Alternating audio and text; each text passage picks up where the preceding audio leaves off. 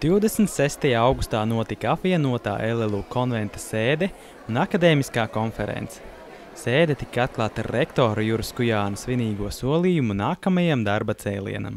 Stājoties Latvijas Lauksaimniecības universitātes rektora amatā, es svinīgi apsolu, ka viss mans darbs būs veltīts Latvijas Lauksaimniecības universitātei un Latvijas valstī.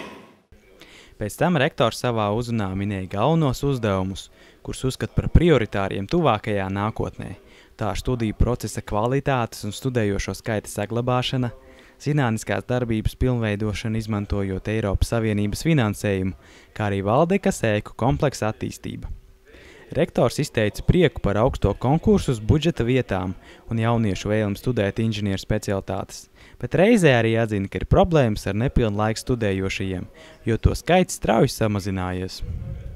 Rektors ir pārliecināts, ka grūtos laikus augstskolai palīdzēs pārdzīvot Latvijas ekonomikas atveseļošanas programma, kurā kā prioritārās nozares minētas daudzas jomas, kuru speciālistus sagatavo tikai Latvijas Lauksaimniecības universitātē. Savukārt LLU mācību prorektors Arnis Mugurēvičs novērtēja uzņemšanas rezultātus visdažādākajos griezumos un reizē kā galvenos uzdevumus studiju procesu uzlabošanā akcentēja e-studiju ieviešanu.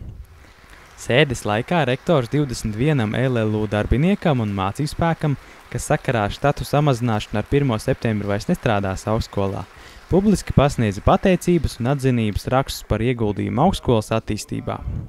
Pēc tam sēdes dalībnieki nobalsoja par rezolūcijas nosūtīšanu valsts atbildīgajām amatpersonām un ministrijām, kurā LLU darbinieki izsaka savu viedokli, satraukumu un bažas par Latvijas attīstību ilgtermiņā.